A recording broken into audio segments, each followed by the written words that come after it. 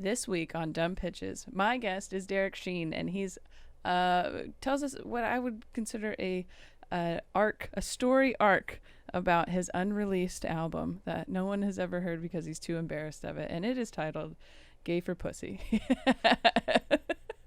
It's a great episode. Here we go. Dumb Pitches. What a bunch of dumb pitches. Oh my goodness.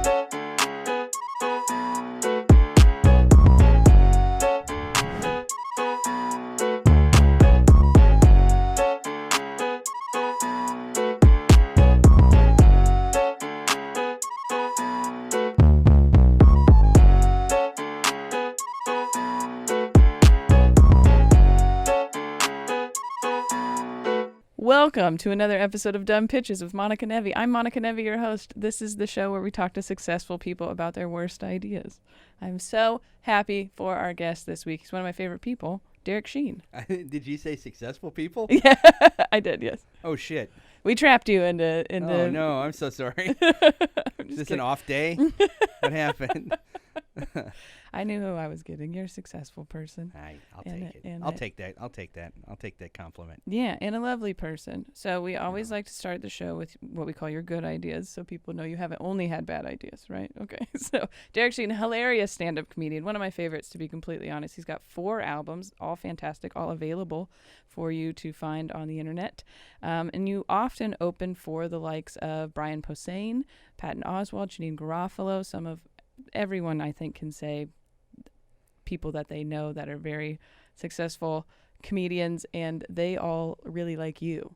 It's not like you just open for them and I feel like the people you open for that were all like, whoa, that's so cool. They're fans of yours, I've which been I think is really super fortunate that the people that I've opened for have liked me as a person.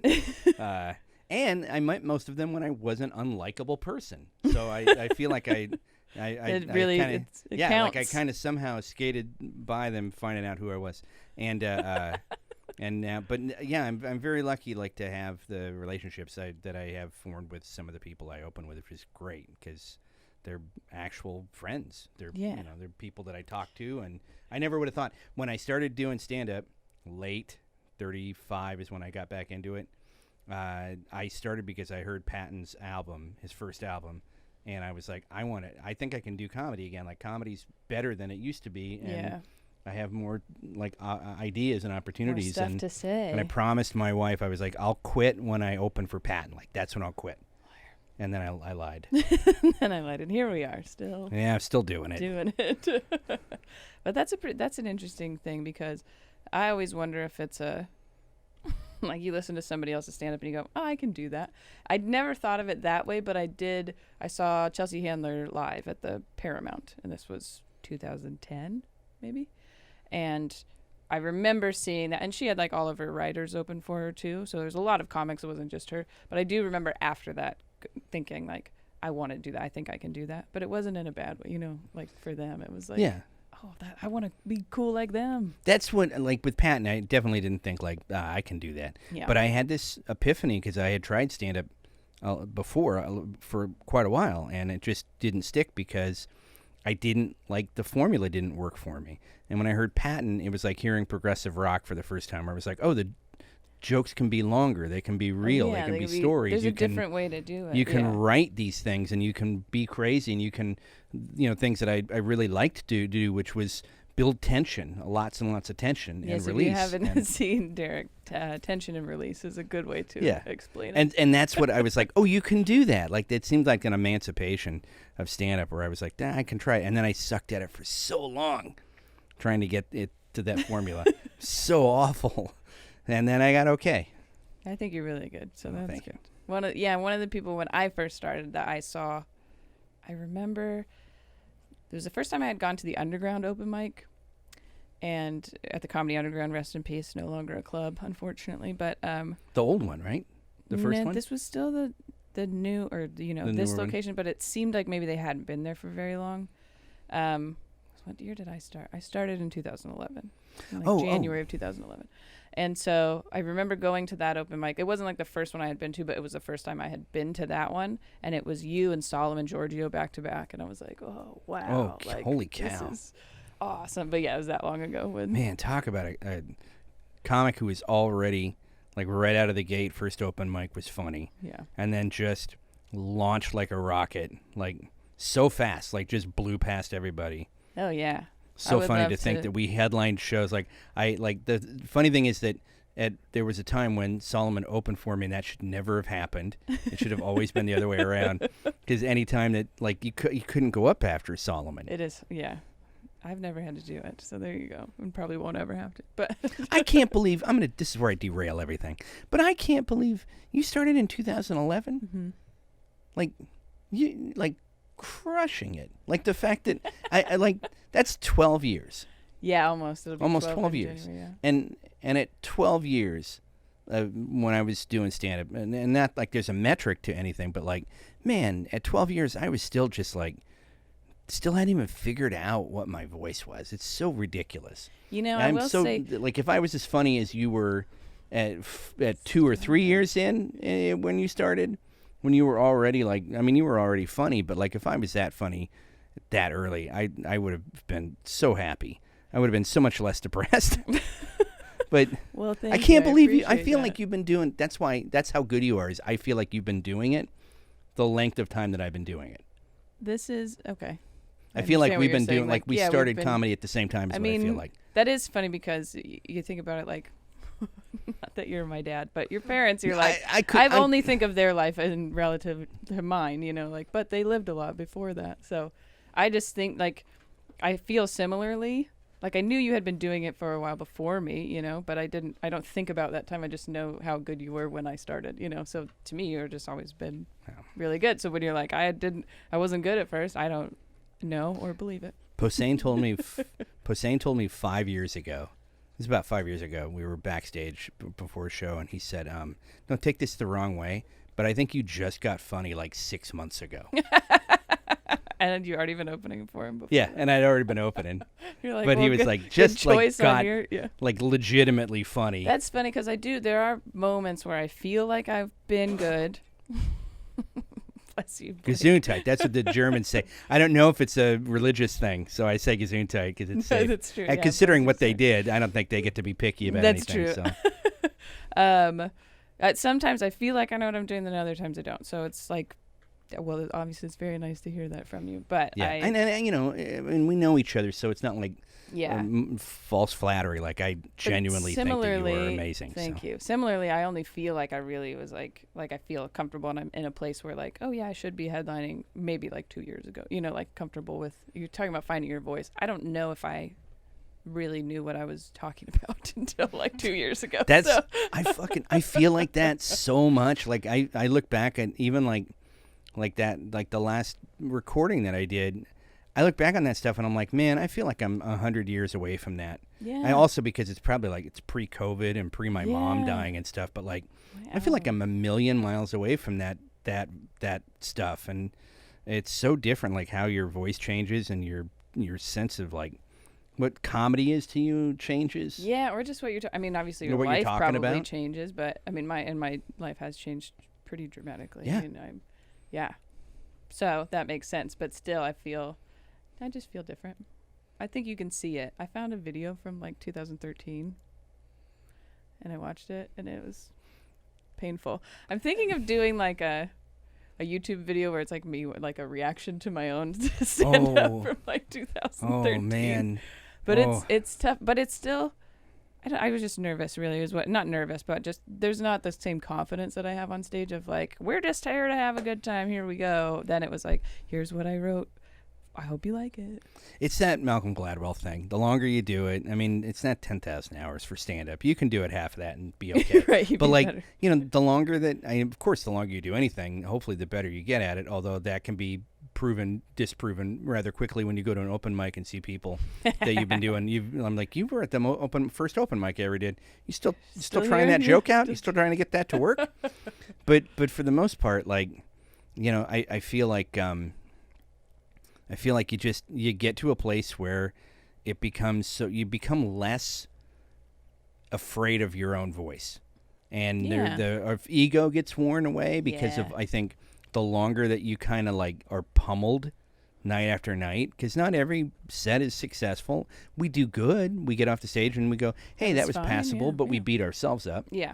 because it wasn't where we wanted to be, right? We didn't get all the laughs that we. But like the years of just getting pummeled like that, the PTSD that comes with stand-up, and just having your ego destroyed every night.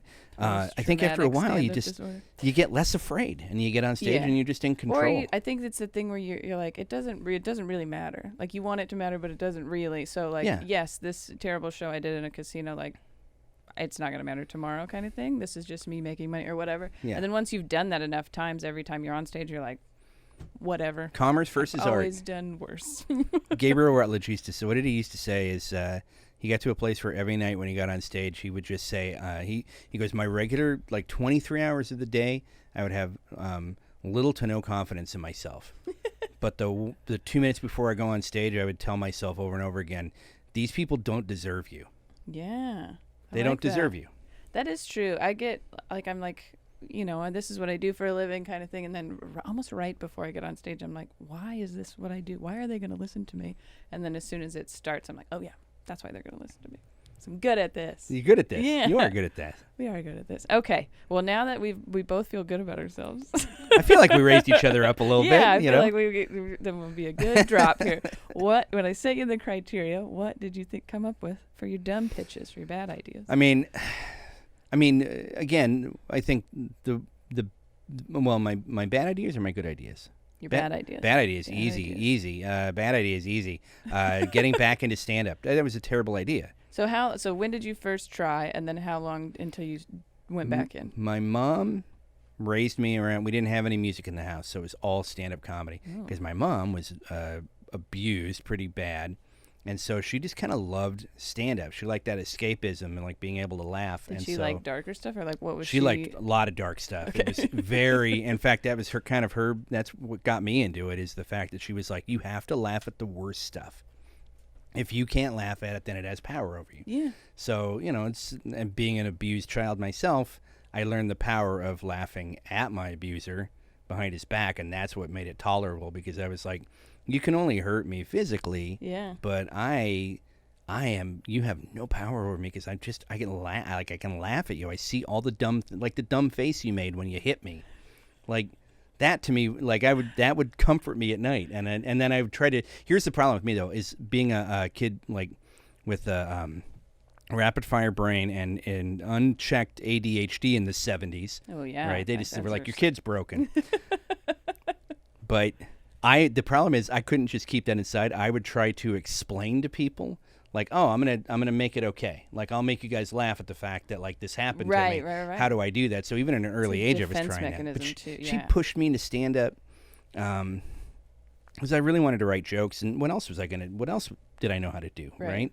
It was stand up. So I became a child comic, and I had a very short career before I realized I hated it and I wasn't funny. Where were you doing as a kid? Like, man, I did a couple of state fairs. Oh wow! I did some open mics, music open mics that a manager took me to, and then I tried writing my own jokes for a little over a year, and I hated it. I didn't want to get on stage.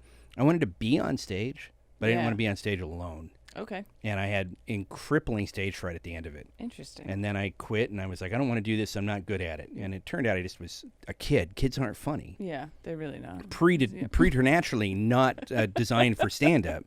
And then I did music because I wanted to be on stage, and I did improv and sketch. And then I toured as a musician for a long time and taught, because I just wanted to be on stage, and I felt like at some point I might be comfortable enough to try it again. And then in my 30s, I hated music. I hated lifting stuff. Yeah. I hated being in bands. I hated democracies. The democracy of being in a band. Of making decisions as a group versus just and then I got back into it, and I quit everything. Like I started doing open mics, and then my actual dad died. My dad died, my biological dad, and we got a little bit of cash, and I was like, that's all the cash I need to quit my job and start doing this full time, so I can get the machine rolling. And that was mistake number 2. Second biggest mistake I ever made was spending that money. And then I realized I was doing all this way too fast, but I just kept on going at it. And then mistake number 3 is I recorded an album that will never see the light of day. Okay, so really when we say there's 4 albums, there's There's At a least fifth one. one. We talked. There's another podcast that just they specifically want comedians to like share their absolute worst clips, like Really? the worst jokes they have, like the stuff that just like makes them look terrible, and then they will just tear you apart over it, and it's part of a give and take. Like, I know that this sucks, so I want to hear how bad it sucks from somebody else. Maybe that's better. And very humbling but fun. But I tried to share a track from it, and it was so unlistenable that I was like, you know what? I'm going to give you guys a part of this clip, but I don't think we like. And even they were like 30 seconds in, you're just unfunny. Did you try? So this was like right after you started again, like yeah, this is like 3 years in, and I Okay. did it at Laugh Hole. Okay. They gave me a headlining set, and when we were at Chop Suey, and I did it, and I had an engineer, and we sold the place out, and they laughed, but it was like I don't even know who that is. It was edgy, young edgy Derek trying to be edgy. Yeah. And edge just means that you don't have jokes. You just try to like shock everybody, and just then shocking the re-shock, Derek and then shock again, And then get mad at them if they rinse, repeat, and shock. aren't Ugh. aren't reacting the way that you want them to. You want to hear the title of the album? Yes. It's even worse. Oh, I'm excited. And this is why it'll never be released. Gay for Pussy. Gay for pussy? Mm-hmm. Are you serious? Yeah. Yeah. And then a year Which- later, it's like, what are you doing? Coming from you is like that doesn't. Anyways, that's hilarious. Right? Because it's way too sexual for me. Yeah. That's not me at all. No. But I was like, how can you push the envelope, Sheen? And then I was like, push the envelope. Here we go. And then a year later, I was like, whew, that is not pushing the You guys envelope. want to pick up my album after the show? It's called Gay for Pussy. Fucking tasteless idiot. No concept And is it of... just so? If you do listen to it now, why do you think? Are you just like, I don't even know who that is? I am so embarrassed that anybody that is still friends with me actually went to that show, or even in any way, like, why are you still like here? that supported me or continued to support me after that, or in any way helped me entertain this notion of being a stand-up. That's the moment everyone should have been like, "Hey, man, you tried. That was a good run." Let's get back into music, right?" Which is funny because I think some people. There's a crossover a little bit between musicians and stand-up or some other or improv or something, like just being on stage. I think people, like you said, you just wanted to perform kind of thing.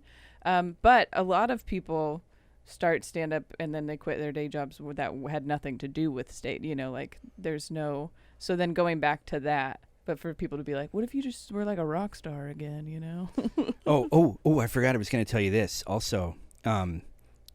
Just so we understand the metric of how bad that title is, like how terrible it is. Yes. There is a comedy album now with that title. Really? Yes, and it's some fucking like conservative comedian. Which that does fit more for that person. But Well, and what's interesting is I had this talk with somebody is that like what I was doing was the type of stand-up that you go like right at that apex of when people were beginning to open up a little more to cultural criticism, and especially for white comics, and go, hey, it's not okay. yeah. Let's change things. And there were comics who went, oh yeah, you're right. I need to evolve. And as a stand-up, you should always be trying to evolve, writing new things, Well, opening even from your like mind. a financial, like a business standpoint, it makes sense to do that because now people are like, "Why? I don't really want to listen to Gay Yeah. for Pussy. I would rather." Nobody does. Nobody ever wants to listen to that. Nobody wants to listen to that. And I don't want to listen to it. my values and my tastes have evolved a little bit. And even when Yeah. I first started, that was, there's jokes that I'm like, ugh, I'm a little cringy about that I did do, So I think that's true for everyone. So you have to evolve. But that is funny that somebody else clearly isn't evolving, maybe? Yeah. Or finding the niche of the people who haven't evolved and they're like, well, they still need It is clearly one of those Some comedians too standard. that like has their whole shtick is like, can't tell me what to say. I'm not changing anything. Right. I'm not free speech. And what's the other thing they like to say is, you're not gonna cancel me. Yeah. I ain't afraid. I ain't afraid of you. Yeah. All right, politically correct. I'm not politically correct. Oh, these woke liberals are You gonna come woke and get liberals. I'm sure that woke liberals are not going through and being like, "Oh, gay for pussy. Let me see what this is about." Nobody's putting the headphones on for that one. And if No, it was they might be mine, making fun of it, but that I mean, it will never see the light of day. I actually made I have the masters for it. Mhm. I mean, we had art. We had. I was gonna say, did you ever we had a label. even We had just art. put it out for like after shows or whatever? Like I- sell it as I- merch. We didn't even. We got to the mix down and mastering part of the album, and somewhere a voice, and I'm so thankful. Somewhere a voice in my head said, "Hey, this sucks. Don't release this. This is not the snapshot you want people to see." Yeah, that's a good forethought because even now, like, it's hard to put stuff out because you're like, I've listened to it so many times. Is it good still? I don't know. Like, you kind of trip up on your own, but then to be able to listen to it and go, not only is this not really funny, but it's inappropriate. And then not have, that's a good point, especially now. And you may not have even known it then that like that would exist forever if you had put it out somewhere. I want it to be buried with me. I want the masters to go with me into a box underground, never see the light of day. I feel like burning them is too good. Yeah. I want them to exist in the timeline. I don't want them to be burned. I want them to exist in the timeline, just so that even in death, there is evidence that I did that and it sucked. And I want at some point maybe aliens will or a late civilization will. Somebody's gonna. They'll dig up all the bodies because they're like, we need the available space. Yeah. And we're just gonna cremate everybody and be like, what's this CD? And they'll be like, oh Jesus. Wow. This is the worst thing I've ever heard. And the title. Ooh. Was there a joke in the album about No. being gay? No. You just called it just a concept. Just the idea. Yeah. Just I want think all you to know. I think my I'm friend gay Nicole for and I pussy. were on tour Not gonna and talk about it. and she came up with the idea. Okay, well, and I was blame like, her then. got this. You got this. I'm gonna run with it. Can I take that? Can I take that? You heard that and you were like, that was good. That's really good. And I get, and no one ever needs to rake me over the coals over it because I You're like, I've been clearly thinking about it know ever since then. how awful, and not even awful, unlistenable. Yeah, could you not even get through? I can't even get through it. Also, my physical voice was different. Weird. Because it was I had throat surgery about a year after that, and my voice is completely different now, and I can't listen to it. I sound like, and I'm just, I'm so edgy. Everybody look out. And I'm drunk I'm just drunk through the whole thing. I just won't get out, and I got something. I ain't afraid of you. I'm gonna say something. I'm gonna say something edgy. Was it? Coughing.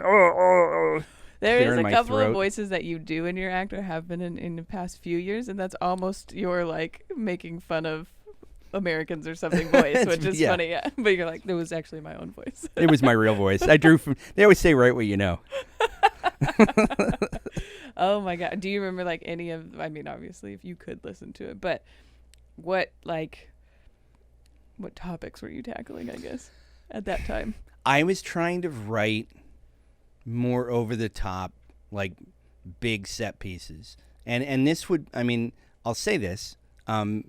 Not all the ideas were like totally. I didn't have like a lot of hurtful stuff on it. I should say that. Like I didn't have a lot of like. I didn't have anything about race or gender or, I mean, they were all like, I was taking concepts and trying to blow them up. Okay. And, but the problem is I still made them, I didn't know the limits of how dark things should be. Yeah. And I also, some of my language was definitely problematic. Okay. And, but I liked some of the listening back to it, I can see the seeds of things that I would take, and even when you fail, tools go in your toolbox. Yeah. And so I had some tools from it, and then I polished them and honed them and learned how to use them, and then I wrote stuff that I'm glad I didn't release it, because the first the Holy Drivel was a much better drawn out concept of those pieces, and still had it was listenable and funny. I was there when you recorded that one. Were you there for the heckler night? I don't think so. Early Saturday show when we had to shut the show down? I believe I was there on Friday and I was stoned. Oh, you would have been. That was a good night. I ate a lot of nachos. I was on a date. It was bad. My mom was there for the Saturday show, the early Saturday show, and I will say this: I got very lucky. I still had fans, and we managed to sell out almost every one of those shows, and I didn't know what I was doing, so I recorded all 5 shows. Yeah.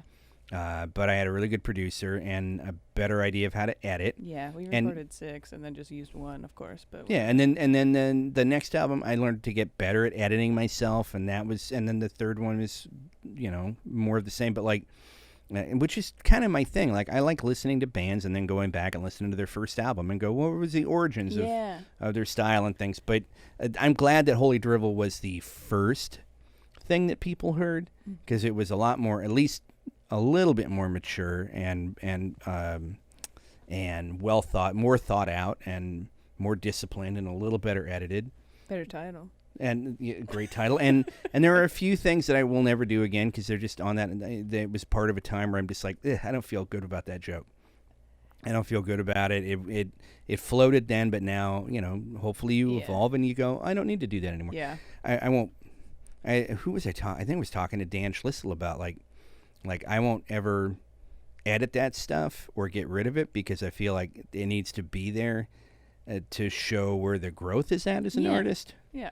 And I'm always willing to take. And I don't think anything, I guess if I had done something that was like extremely offensive, maybe I would consider, changing. But everything is just like, I was at a different place. I was talking about different stuff essentially, but as long as it's not mean and hurtful. Yeah, and our cultural tolerance was different, right? Yeah, definitely. And where we allowed things because of, privilege, but we allowed things to be okay, and then hopefully you learn later, and you go, oh, I won't, that was a mistake. I shouldn't do that. I'm not going to do that again. I'm going to write better stuff and elevate. What if you put out your next album and called that one Gay for Pussy?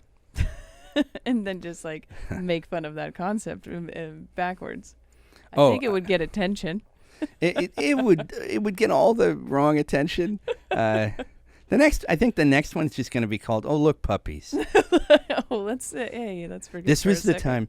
I'm glad. Honestly, I had a concept, and Dan, I floated it when we first met, and he was like, "Absolutely not." It's what I wanted my first album to be, which is I think the other title came out of this, unfortunately, but it was called Birthday Cake, and the idea for the album cover was it's just me on a stool, white background, 4-legged stool, comic stool, right? With a very long-barreled shotgun in my mouth, and my thumb on the trigger, my mouth wrapped around a double-barrel shotgun, completely naked. Okay. And then the back cover is just birthday cake splattered all over the wall, and then the album titles, the track titles, and then on the inside of the gatefold is just a children's birthday party where all the kids are just crying.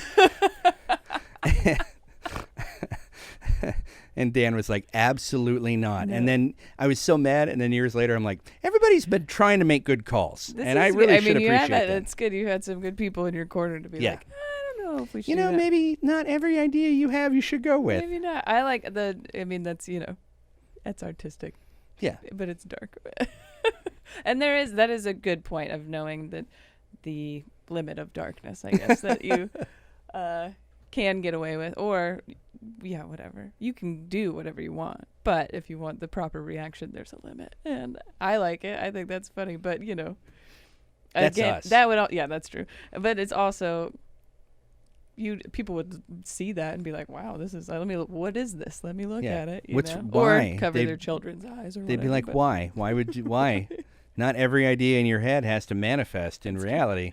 That's good. I think what we learned today for sure is taking your time deciding whether you're going to do stuff. Take your time. Don't rush into things. Maybe bounce it off a few people You first. know what I tell young comics, like if they, by the way, when I say this, I got a preamble. I never ever tell young comics anything unless I'm solicited for advice. I never, just so we're clear, I never come up and go, let me give you some, let me tell you how this game works, because I clearly have no idea how this game works. But when I am asked, on the rare occasion, solicited for advice, which I'm always like, you should aim higher, what I tell younger comics or newer comics is, just do stand-up. Just do stand-up. Don't do any of the other stuff. Don't make fucking business cards. Yeah. Don't make business cards. Don't do a website. Just go do stand-up. Go do it every night. Go do it as much as you can. And don't try to force anything into existence through sheer will, because it will be the wrong time. Yeah. When things happen, Yeah. if things are meant to happen, they will happen when they're supposed to. You cannot force it, because when you do, the byproduct of that will always be terrible. It'll always be based in ego Yeah. and pride, and it's never going to be good. And I'm a living example of that. Take me for example. That's how Gay for Pussy would have been if you forced it. Even when you say, every time you say the I title, know, and I a also chill hate goes that down word. my back. A I chill goes hate down the my P back, and I'm word. like, I'm so sorry. Just I'm so sorry. I honestly just feel like I should. It almost feels like I should apologize in front of the hate, or the how, the Hague, right? That's the War Crimes Right, Tribunal, yeah. the War Crimes Tribunal. I should just be in front of the Hague and just be like, I so did this. sorry. Yes, Your Honor. The title was Gay for Pussy. I realize that I should be in front of a firing squad, and I'm defending myself by not defending myself. You are Yeah, absolutely you're right. right, The yeah. World Court is right. I'm only appearing on camera just because I want a few last clicks, but before I go out. Oh, I think those were great. It was great. I feel like we got to know you. We know some of the mistakes, but now we were able to see what the evolution ended up being a little bit more. And you can go and find all the albums that really made it. And then even then, there's a progression across the four. They get So, better as they yeah. go along. I hope. I mean, I'm not saying they're awesome. I'm just saying they get better. Like day old pastries. Like they started good, they get a little better as they get old, but maybe if you wait a little long, they don't get so great. They get hard. That was a terrible analogy. I just realized that. Day old pastry is of comedy. Where can people find you if they want to follow you and see you live? Come see me live. That's the best. Yeah. Go to Derek Sheen Rules with a Z, RULZ.com. Okay. I'm proud. I have a nice site. It's cool, and I update it pretty regularly, although there are no shows right now because I'm in the midst of booking some stuff for September, October. I am not good at this 6 months in advance booking thing. Yeah, I'm terrible at it. It's not the easiest So part of it I all. do 2 or 3 months now in advance. Also because places just close or nobody's doing long-term ticket sales. Yeah. Everything we're doing is very specious I still right have now. a little bit like, this is booked, but we'll see if it happens, that kind of thing. I had to ask. I did a tour with my friend Jay Shingle. We just did a week of shows. We just booked like 6 shows out just to go do something. And I spent actual money on digital advertising, banner ads, tons of boosted stuff, but also like every town we're in, I'd find like their Arts Weekly and make sure I did a ton of like advertising to push it. So, we did like 4 months of advance. And then like a couple weeks before the show, they would just email me like, "Oh boy, ticket sales! We haven't even sold a single ticket yet. Like, what do we need to do?" And I'm like, "Well, I've spent $3,000 on advertising, so I'm not quite sure I'm what out else to of do." ideas, yeah. And I started taking like I would stay up at night, and I'm like, I got to do a deep dive. What's going on? Like, do I need to Google myself, which I don't want to do? Is there something that I don't know about? Something came up. Something really like it's just me with a swastika armband on, and I'm just like, I'm like Ted Nugent's awesome, and they're like, oh my god, and I finally got the courage up to ask one of the bookers because I didn't want to ask like, hey, is this happening with every show? Yeah. Or is this just Is me? it just me? Because I feel like it could be. Either way. I feel like it could be. This could be my time when I sell no tickets, and that's when the universe is like, hey, you're done. Yeah. Go ahead and pack You it did up. it. You served your time. And then they said, no, all the shows aren't doing very well. I feel like that's pretty common, And then I was especially during the summer too. So you're whatever. You'll be The fine. fact that I do believe that I could get to that place where it's just me, and they're like, no, all the other shows are sold out, dude. You're like, no, you're the 7-day-old pastry now. Yeah. We You gotta are do now, too hard. you're hard sourdough. You are. Well, I mean, you have a couple shows. Title of the next album. Right? Hard sourdough.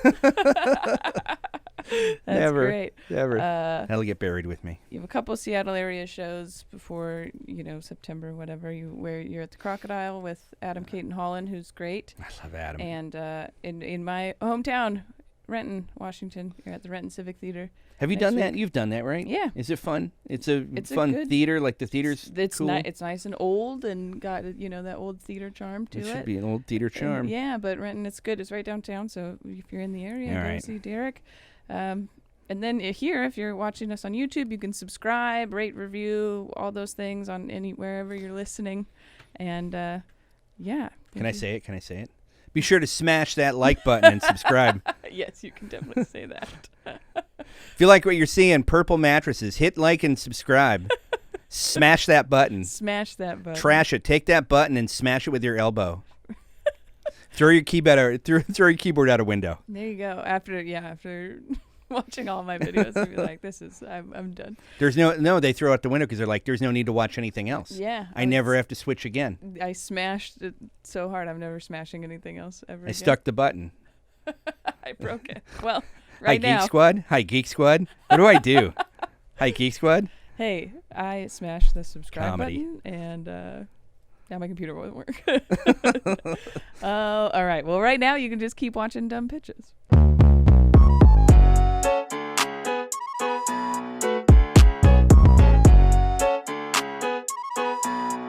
You're weird. Yes.